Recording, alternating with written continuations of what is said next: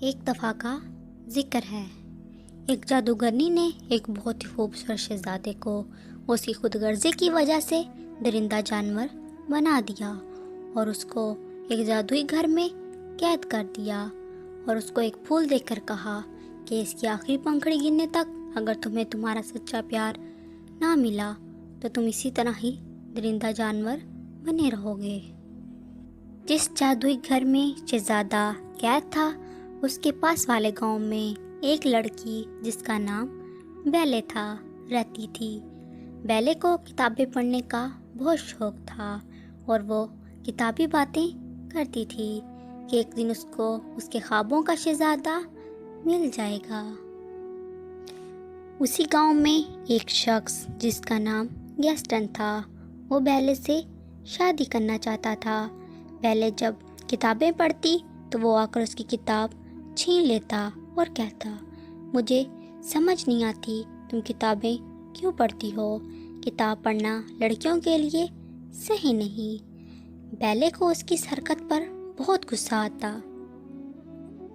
بیلے اپنے باپ کے ساتھ رہتی تھی اور اس کا باپ آئے دن کوئی نہ کوئی چیز ایجاد کرتا رہتا، اور اس کی موجودہ ایجاد ووڈ کاپر تھی جس کو لے کر وہ میلے جا رہا تھا۔ بیلے کا باپ جب میلے سے واپس آ رہا تھا تو بہت رات ہو چکی تھی۔ راستے میں اس کو بھیڑیوں نے گھیر لیا۔ بیلے کا باپ بہت ڈر گیا اور وہ اسی گھر میں داخل ہو گیا جہاں پر شہزادہ قید تھا۔ جب اس درندہ جانور نے بیلا کے باپ کو گھر کے اندر دیکھا تو وہ بہت غصہ ہوا اور اس نے بیلا کے باپ کو قید کر دیا۔ اور ادھر صبح ہونے پر بیلا کا باپ جب گھر نہ پہنچا تو بیلا بہت پریشان ہو گئی اور اپنے باپ کو ڈھونڈنے کے لیے نکلی، اور ڈھونڈتے ڈھونڈتے وہ اسی گھر میں آ پہنچی جہاں پر بیلا کا باپ قید تھا۔ جب اس نے اپنے باپ کو قید دیکھا تو درندہ جانور سے کہا کہ میرے باپ کو چھوڑ دو، اس کے بدلے میں مجھے قید کر لو، میں ساری زندگی یہیں رہوں گی۔ درندہ جانور نے اس کی بات مان لی اور بیلا کے باپ کو چھوڑ دیا۔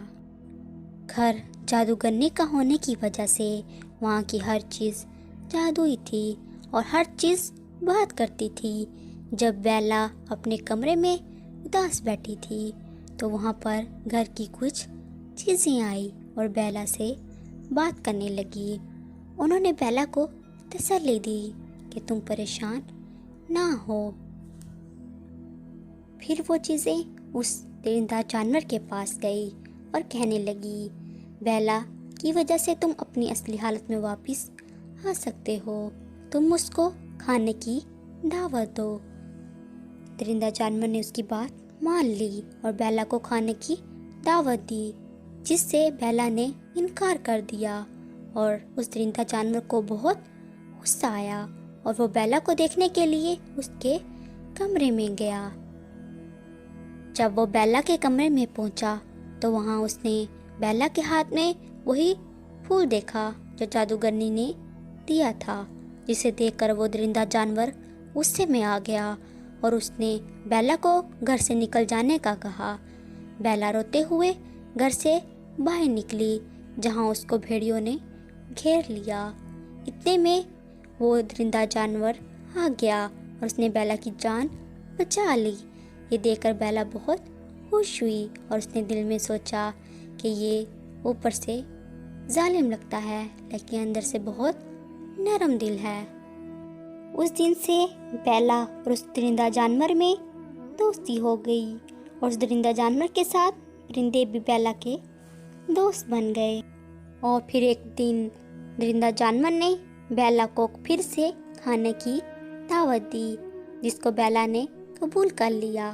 انہوں نے کھانا کھانے کے بعد بہت رقص کیا، بہت خوش تھے۔ درندہ جانور کے دل میں بیلا کے لیے محبت پیدا ہو گئی اور اس نے بیلا کو اس کے باپ سے ملنے کی اجازت دے دی۔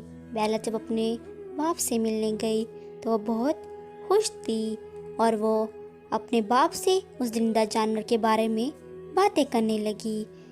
اور گیسٹن بیلا کی تمام باتیں چھپ کر سن رہا تھا۔ جب اس نے بیلا کے دل میں اس زندہ جانور کے لیے محبت دیکھی تو وہ بہت غصے میں آ گیا اور اس کو مارنے کے لیے اس کے گھر پہنچ گیا۔ اس نے اس زندہ جانور پر چاقو سے وار کر دیے اور اس کا پاؤں پھسلا اور زندہ جانور زمین پر جا گرا۔ بیلا یہ دیکھ کر زور زور سے رونے لگی اور کہنے لگی، تم مجھے چھوڑ کر نہیں جا سکتے، میں تم سے بہت محبت کرتی ہوں۔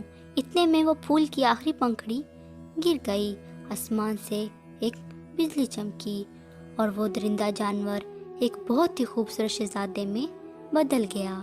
اسے دیکھ کر بیلا بہت خوش ہوئی اور اس کو معلوم ہوا کہ وہ درندہ جانور ایک خوبصورت شہزادہ ہے اور وہ ایک جادوئی اثر میں تھا۔ شہزادہ بیلا کو اپنے ساتھ اپنے ملک لے گیا اور بیلا سے شادی کر لی اور ہنسی خوشی رہنے لگے۔